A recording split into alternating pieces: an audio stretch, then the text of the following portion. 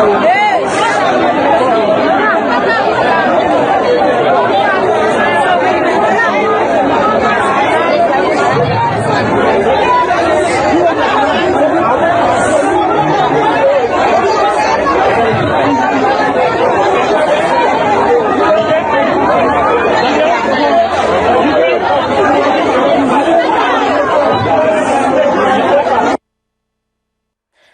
back. Thank you for staying with us. Still talking about the Ekiti election and the lessons for Nigeria. I have with me in the studio Honorable Molajo Olaoye, APC stalwart. Welcome aboard this morning. Oh, thank you for having me, Yemi.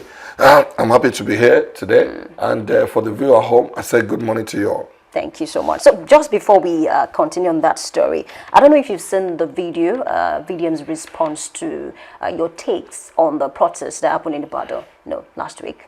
Yeah, I saw it, and I saw a lot of comments. I saw a lot of people bullying me. Well, that is well expected because we are in a media space, and when your view is not entangled with others' view, they are going to do that.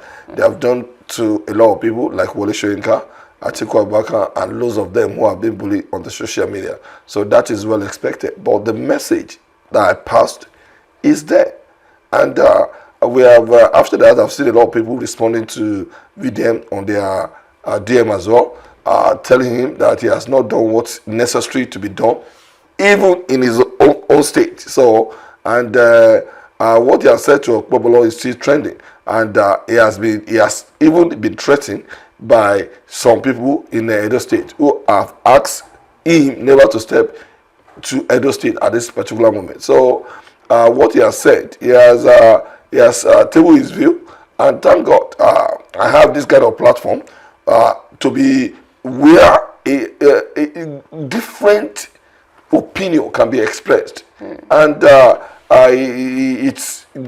it shows and it says that this platform is getting to a very great height. Yes, and then just very quickly, he mentioned that his members, his group, they were not the ones that came there with the cutlass, the axe. He said it was certain thugs that came to disrupt the protest. Yeah, yes, you see, that's what I'm saying. Even sometimes you have the nefarious element all around, but how can we differentiate from all of them?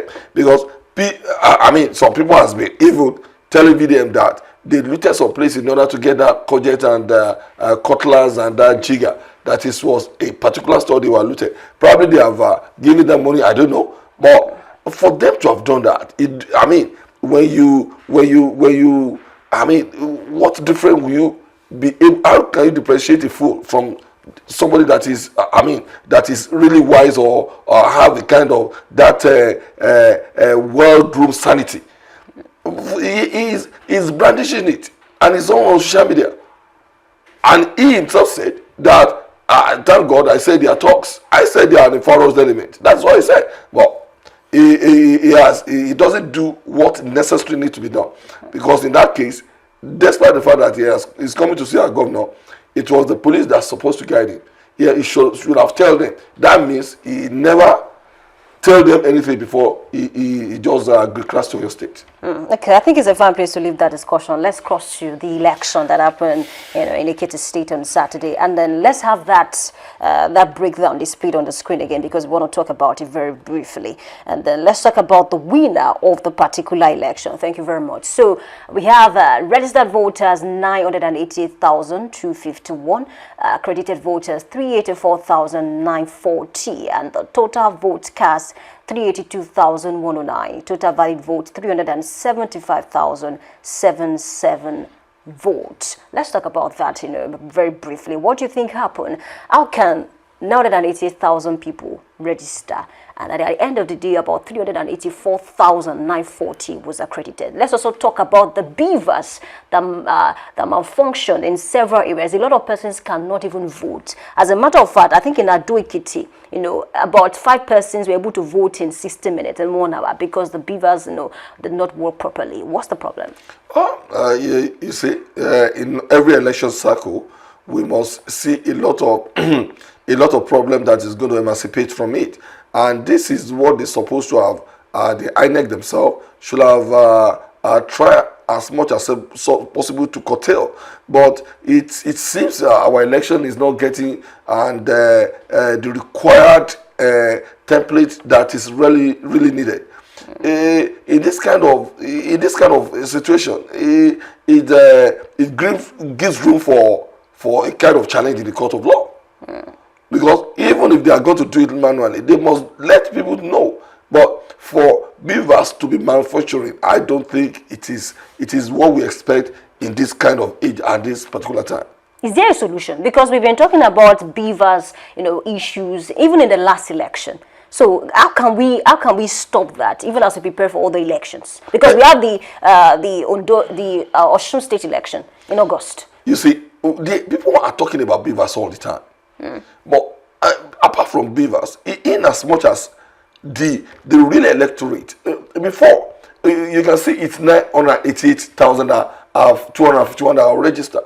But before you see that, even sometimes people that are going to vote is going to be up to 800-something-thousand. But because of this kind of at this age, whereby the registered voters can be able to be put in a well-documented data, whereby overvoting is not going to be expected and overvoting is not being seen at this particular moment. That is why it can be called down to as much as probably 400,000 coming out to vote. Because every election cycle, we have always seen an electoral party to voting. But before, they would have inflated it. And this is one of the good things we are now seeing. I remember during the time of Jonathan and Buhari, the very first time, I can see that it was like 1.something million was brought from Delta State. But after election cycle, do you know how many votes that brought this Anambra State governor? The first time, it was probably about 200-something-thousand votes. And that is not what we normally see in an election. We are going to see 600,000, 500,000 for us to know. But that beavers, it has been. That is why some rumor are given that if it cannot be worked the way they expected, they can be able to tabulate it instead of being mandatory. Being mandatory is not going to help our election cycle, because anywhere in the world, even internet can be tampered with. Okay, let's talk about who won the election now. I don't know if you can have that displayed on the screen as well. We have Abiodun Yebanji, 319,224 votes. We have Oluwole Oluyede, that's for PDP, 40,543 votes.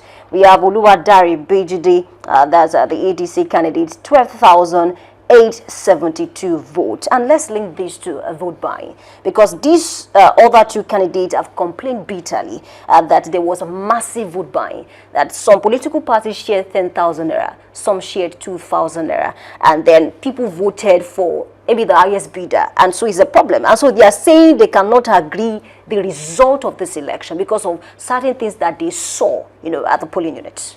You see, now we are not talking about election buy. Election buy should not be controlled at any point in time. But for us, at the end of the day, we must be able to visualize it and assess it. Okay. That are we getting better or are we getting worse? It was during the time of Trump and what's it called, Joe Biden, that this billionaire, now trillionaire, this guy was touting that anybody that registers to vote is going to give them certain a certain amount of money. And that is when we knew that the vote buy has been entrenched in United States Constitution or law, that it guides against vote buy. Now, the vote buy in Nigeria is not well spelled out. So, but before, it was, during the time, 2003, 2006, people were being beaten. They don't even try to give them incentive that they are going to buy their vote. They are going to be beaten and they are going to be forced to vote. But now with this advancement, how can we go about it? But I always tell people, even they are going to get the money from anybody that wants to buy their vote, it is secret ballot, which is a trash in the constitution. Nobody can be able to follow you to your cubic to be shown how to vote. And again, with numbers of political parties, we are having that. They can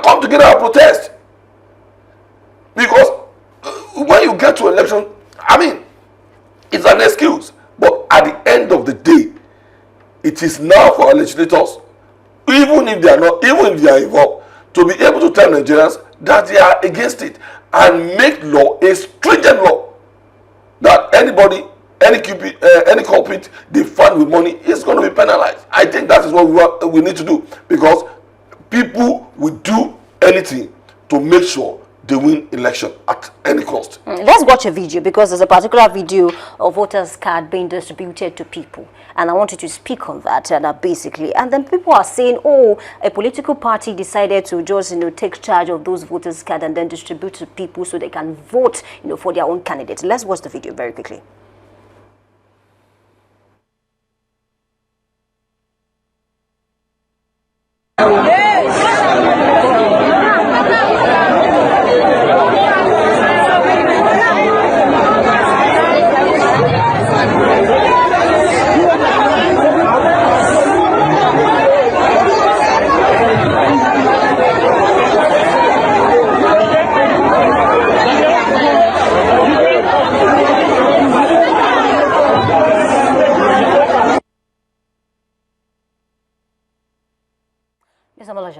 How did we get here that voters' cards have been distributed, on election day? It is terrible if it's not managed by probably opposition party. It is sad, and it must be condemned. This is not the situation we want in Nigeria. But at the end of the day, I always wonder why this political party said they have a kind of association when they come together, and they must be able to know how they can be able to curtail this. Any voter's card that is not collected at the point in time must be destroyed. They must make sure that they foresee it at any election cycle, because what is being budgeted to INEC can be able to take care of this. It can be reprinted later after the election. But for them to be seen to leave this to the vote of INEC, it can be used at any point in time. It's either destroyed or make sure that before any election they must come together and make sure they collect all the voters' card. That's never been collected. This is the fear of Nigerians, that if something like this can happen for a state election, then the issue can become worse when it comes to presidential election. No doubt about it. But I always say that for every problem there is always a solution. What's the solution? The solution is that coming together, because they always have meeting with INEC before any elections. So why can't they oversee the numbers of cards that are not being collected? Because it's well digitalized, and make sure is either they oversee it being put in vault or they destroy it. Well, by the time we don't need to complain all the time, every time.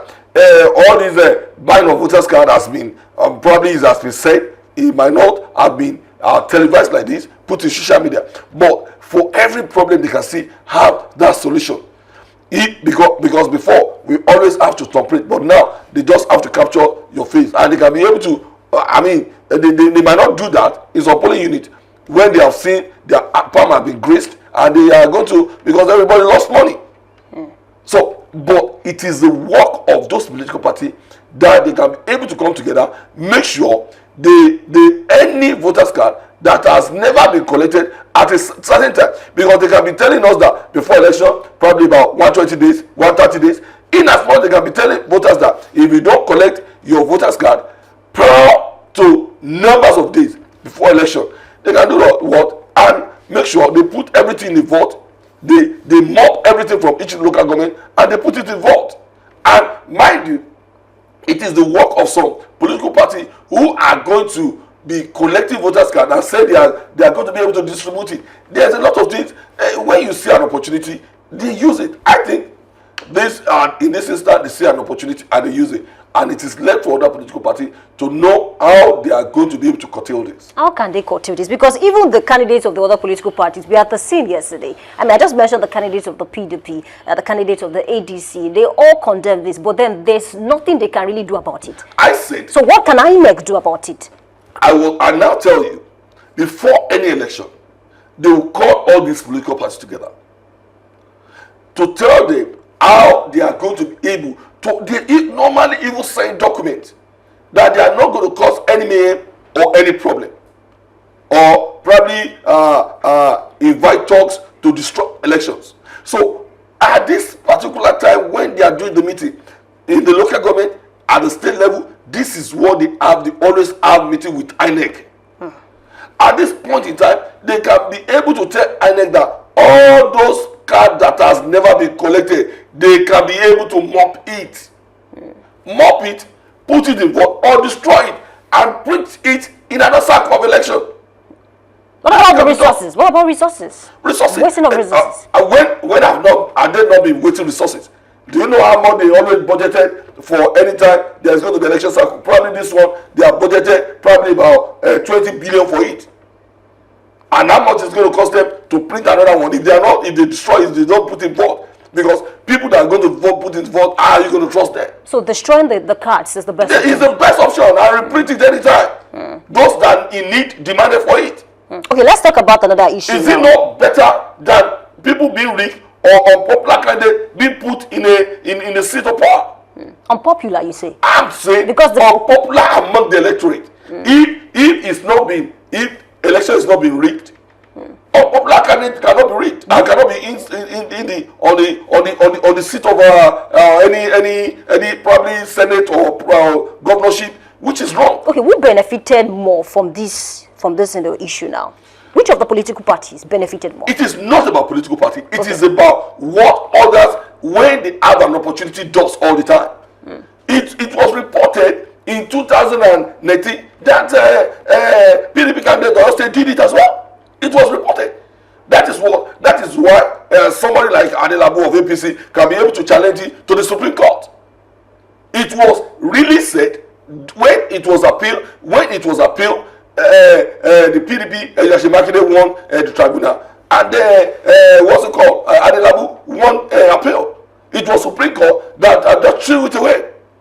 Because things like this have been seen. It is not the first time they have been doing it. But I think the political parties don't want to learn. They don't want to learn from past mistakes. And it's costing our election and it's costing our economy, because anybody that doesn't supposed to be in the seat of power, when they get there, they do a lot of things that is going to damage the economy. The opposition parties now and their candidates, do they have the power to decide what INEC should do with the cards that people have refused to come and collect?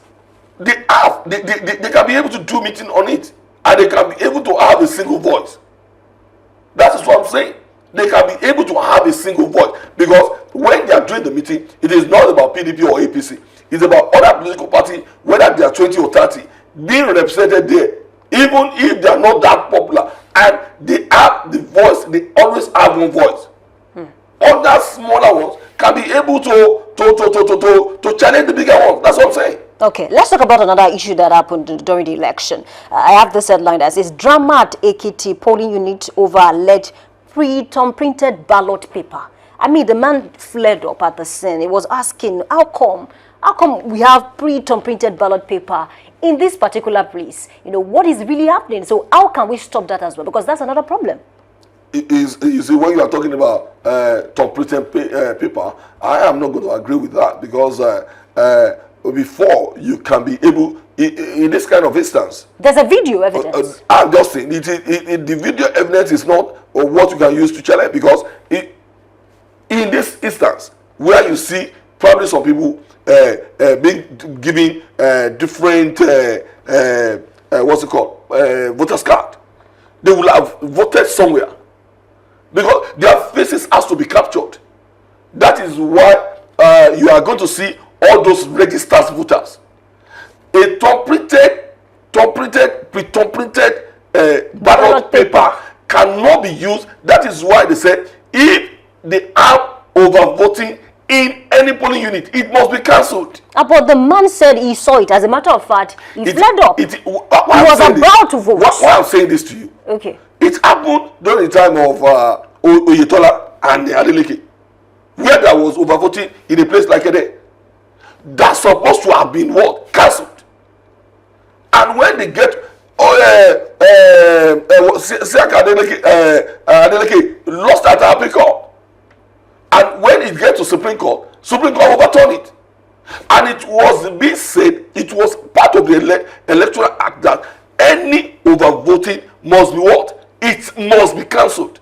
And there are even timing that the time of election that it can be closed is there as well. Why I'm saying this to you, our election is more than tampering of ballot papers.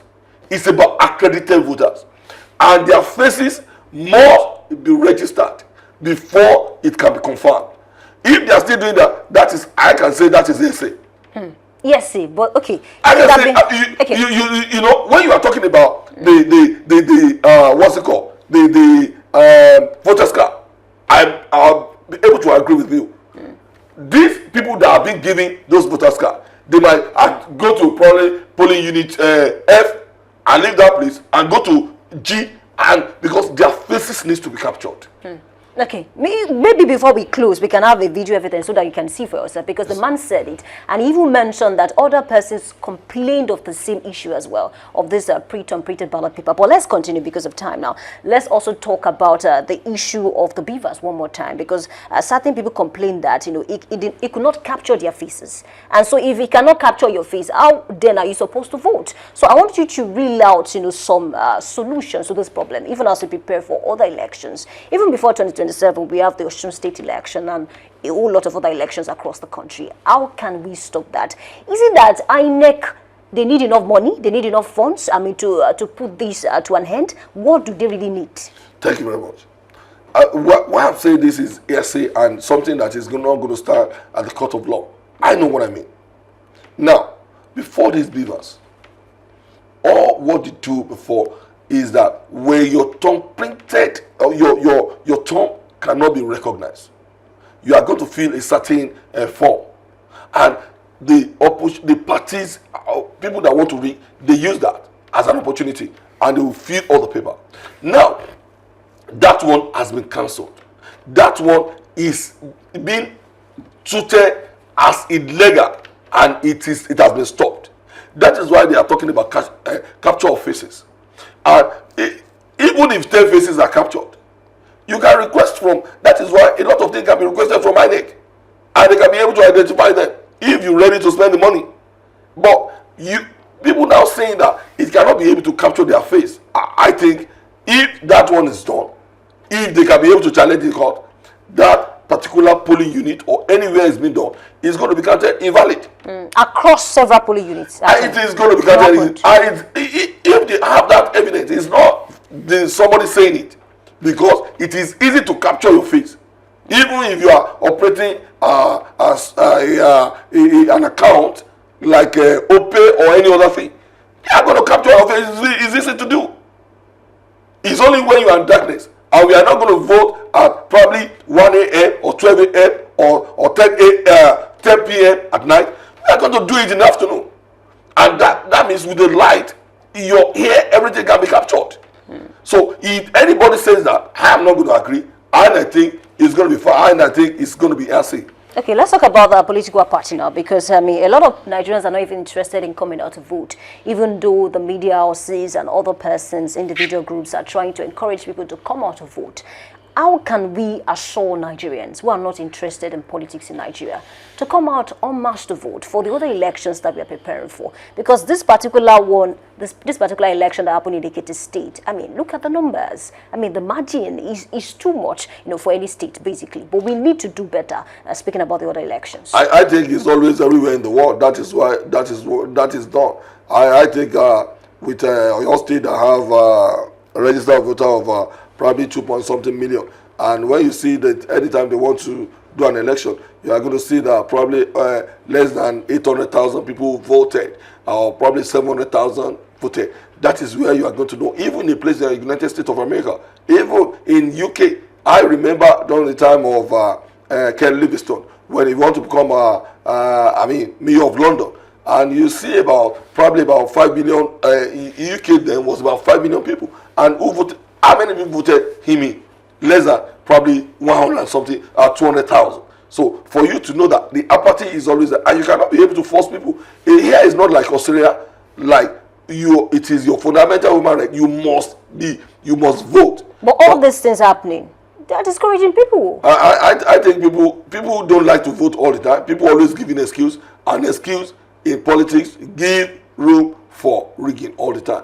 We have to be encouraging it. Like your platform, you can use it to encourage people to go out and vote all the time. But don't you think the best encouragement is when people can see a free and fair election that is devoid of vote buying, devoid of being printed ballot papers, distribution of voters card? I think it's going to be difficult. I think that kind of thing is what the political parties always use. That is why you see vote buying.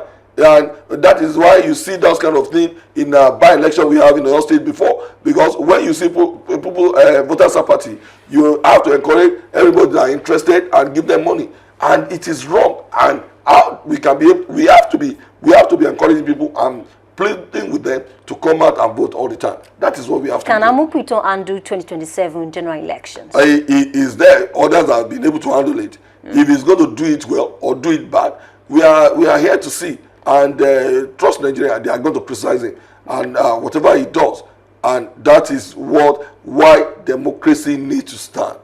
Okay, it's a fine place to leave that discussion. A big thanks to you for being a part of today's segment. The future, just like we know, is not predicted, it is prepared for. As Nigeria moves steadily towards 2027, elections such as the one in Ekiti provide important insight into the strengths, challenges, and expectations shaping our democracy.